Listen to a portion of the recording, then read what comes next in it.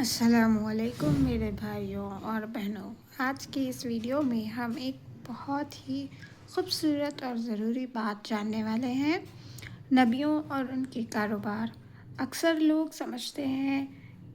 سمجھتے ہیں کہ دین صرف عبادت کا نام ہے، لیکن ہمارے پیارے نبی اور رسول صرف دین کی دعوت نہیں دیتے تھے بلکہ حلال روزگار بھی اپنے ہاتھ سے کماتے تھے۔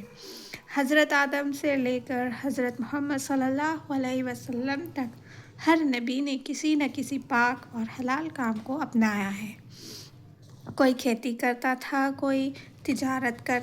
کوئی لوہا پگھلاتا، کوئی درزی کا کام کرتا، اور ہمارے نبی صلی اللہ علیہ وسلم خود ایک صادق اور امین تاجر تھے۔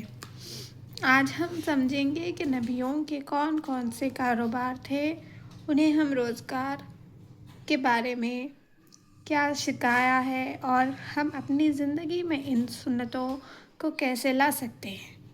تو چلیے شروع کرتے ہیں ایک ایمانی، علمیاتی اور ویڈیو۔ چلیے شروع کرتے ہیں۔ بعض پیغمبروں اور بزرگوں کے ہاتھ کے ہنر کا بیان۔ حضرت آدم علیہ السلام نے کھیتی کی اور آٹا پیسا ہے اور روٹی پکائی ہے۔ حضرت ادریس علیہ السلام نے لکھنے کا اور درزی کا کام کیا۔ حضرت نوح علیہ السلام نے لکڑی تراش کر کشتی بنائی، جو کہ بڑھائی کا کام ہے۔ حضرت ہود علیہ السلام تجارت کرتے تھے۔ حضرت صالح علیہ السلام بھی تجارت کرتے تھے۔ حضرت ذوالقرنین جو بہت بڑے بادشاہ تھے اور بعضوں نے ان کو پیغمبر بھی کہا، وہ زنبل بنتے تھے، جیسے یہاں ڈالیا یا ٹوکری ہوتی ہے۔ حضرت ابراہیم علیہ السلام نے کھیتی کی اور تعمیر کا کام کیا، خانہ کعبہ بنایا تھا۔ حضرت لوط علیہ السلام کھیتی کرتے تھے۔ حضرت اسماعیل علیہ السلام تیر بنا کر نشانہ لگاتے تھے۔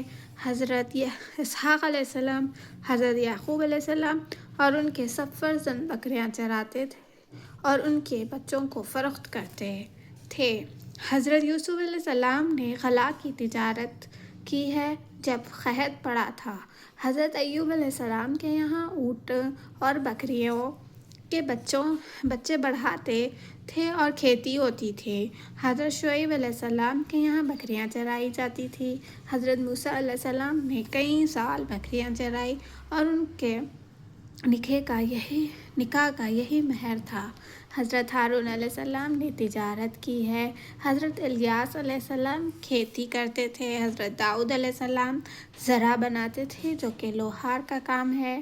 حضرت لقمان علیہ السلام بڑے حکمت والے عالم ہوئے ہیں اور بعضوں نے ان کو پیغمبر بھی کہا ہے۔ انہوں نے بکریاں چرائی ہے۔ حضرت سلیمان علیہ السلام زنبل بنتے تھے اور حضرت زکریا علیہ السلام بڑھائی کا کام کرتے تھے۔ حضرت عیسیٰ علیہ السلام نے ایک دکاندار کے یہاں کپڑے رنگے تھے۔ ہمارے پیغمبر صلی اللہ علیہ وسلم کا بالکل سب پیغمبروں کا بکریاں چرانا بھی بیان ہو چکا ہے۔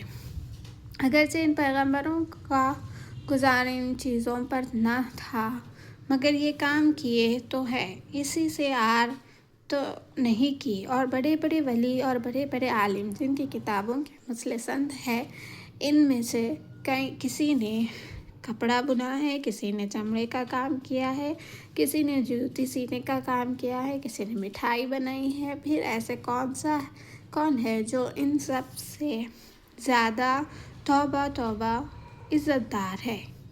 جزاک اللہ خیر۔